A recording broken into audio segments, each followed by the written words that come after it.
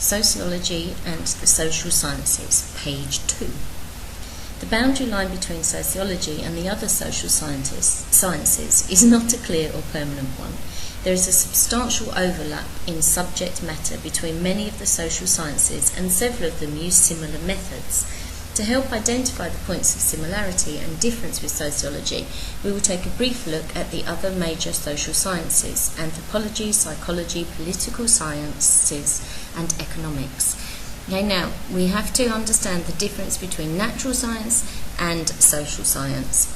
In social science, we are always looking at the interaction of human beings, and there is an overlap between those social sciences. So for those of you who are also doing psychology, you will see that a lot of the things that we do in sociology overlap and actually complement each other, and hopefully will help you to understand the ideas better. But you don't need to be studying psychology to be able to understand sociology properly, and vice versa. However, they're not going to hurt.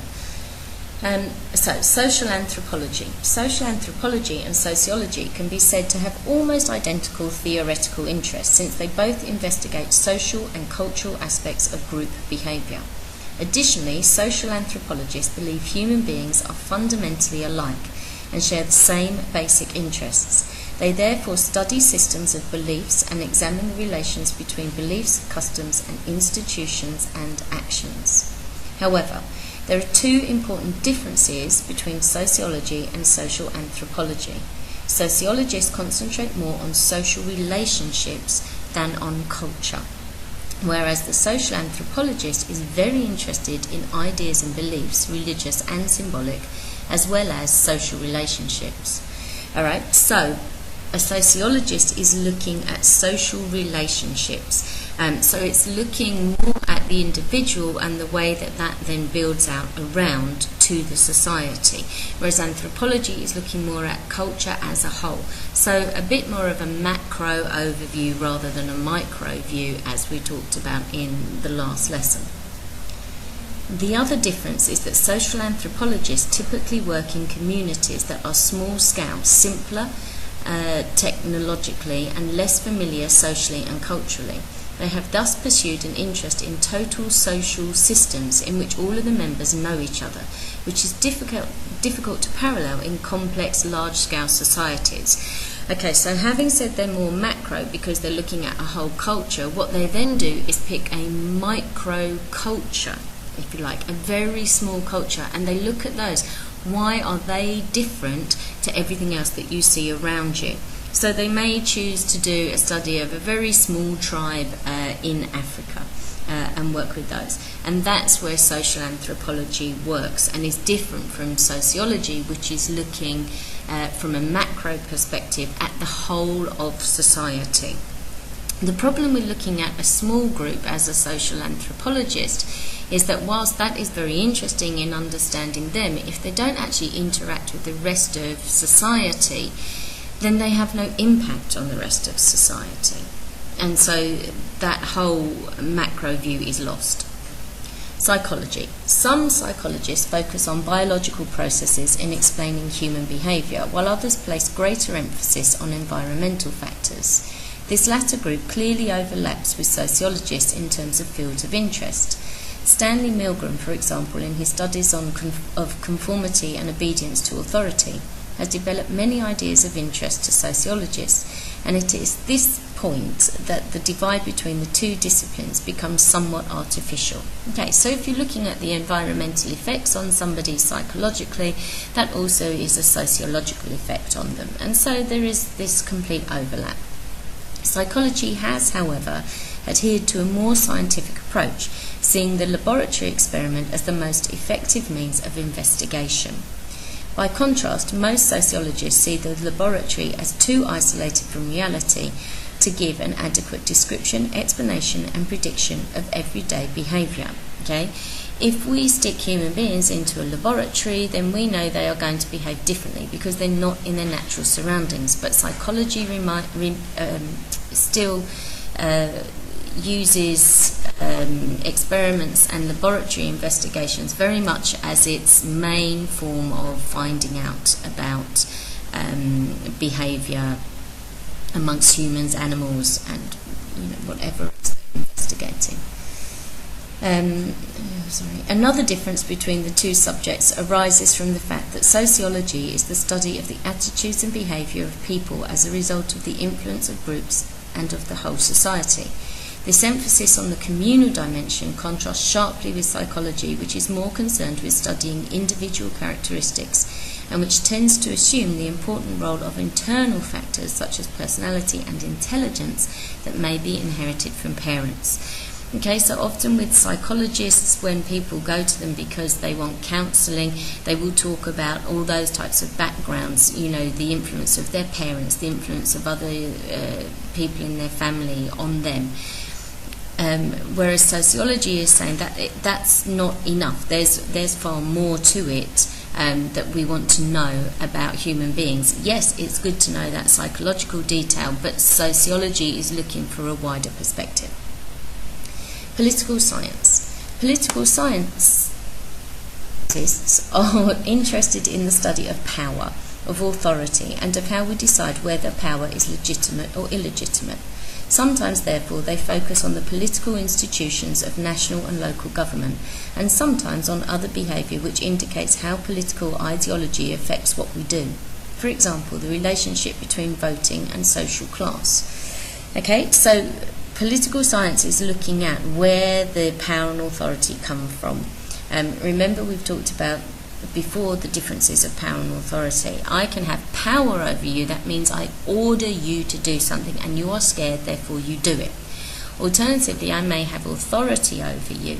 You do things for me because you think it's the right thing to do. You're not scared of me, and if you don't think it's the right thing to do, you will tell me and we can negotiate as to what is the right thing to do. But we all do things for each other under an authoritarian rule because we are happy to do those things rather than being scared when it is just power forcing us into those things. So questions on the origin and nature of power, explanations of voting behaviour and so on are clearly of interest to both political scientists and sociologists. Moreover, political scientists use many of the same methods of research, questionnaire, interviews, participant observation, that are available to sociologists. In many ways, therefore, there is very little to separate the two disciplines. Indeed, political science can be seen as a branch of sociology, though the distinctive nature of its subject matter usually means that it is taught as a separate subject in universities. This emphasises the rather arbitrary divisions that are made between the social sciences. Okay, now again, yes, they do overlap, and sociologists are interested in political viewpoints, but that's not the only thing. So political science is just honing in on one of those areas. So it's a micro theory in that sense. Political scientists wouldn't like me saying that about them, but it is a micro theory in that it has only one area that it is looking at, not all the other influences of society that are there. And finally, economics. Economics has been defined as the study of the twin factors of scarcity and choice in the satisfaction of human wants. It differs from sociology in its area of interest, the perspective through which the subject matter is viewed, and in its methodology. Economics is solely interested in one sphere of society, only taking into account others such as the political domain and education, insofar as they affect economic activity. Sociology is much more widespread in its interest, examining the interrelationships between all aspects of society. So again, I would say this is a macro research topic because again, it is focusing in on one area. But for sociologists, it's really important that other people are following these other social sciences because it saves the sociologists from having to do all of that research, and then they can start focusing on other areas of sociological interest to develop that out even further, to get that whole macro approach to everything. This leads to the two disciplines having a different focus on a particular social phenomenon, e.g. a strike.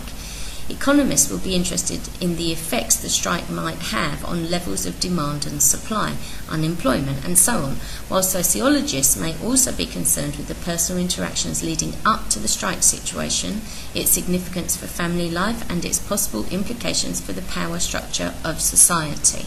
Okay, so when there is a similar interest, there will be different ways of looking at it. So there's different perspective glasses that we're putting on and looking at that we talked about before. Economics has also developed more in the direction of being a science with one whole body of theory, and the use and accumulation of statistics are seen as important. Sociology has less agreement on methodology, and many sociologists treat the use of statistics with a great deal of suspicion. Okay, now because economics is obviously looking at numbers and money, wealth, whatever else, then statistics are really important. Okay, whereas statistics can be juggled around by sociologists to prove whatever it is that you want to prove, and not just by sociologists. In a number of ways,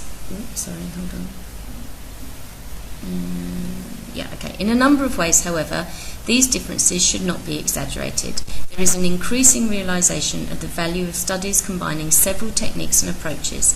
The development of econometrics, the collection of evidence about economical trends within economics, has meant a greater emphasis on the empirical collection of information, a practice firmly embedded in the sociological tradition. Okay, so as I said earlier, it may sound a little bit like we're being slightly derogatory about the other social sciences, but without them, sociology would have to do a lot of research that actually those social sciences are doing for them from one particular perspective. They can then take them all and combine them together.